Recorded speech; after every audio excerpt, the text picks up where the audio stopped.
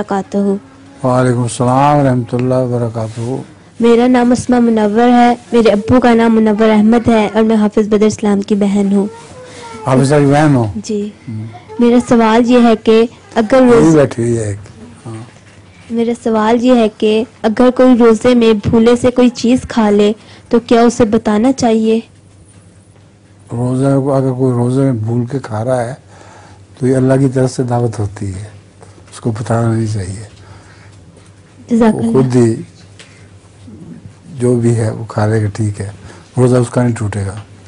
हमारे अपा तलमीज़ हुआ करती थी, वो रोज़े में छुप के खा रही थी, तो उनको किसी ने देख लिया तो कहती हाय तूने मेरा रोज़ा तोड़ दिया देख के। तो मैं तो सबसे छुप के खा रही थी।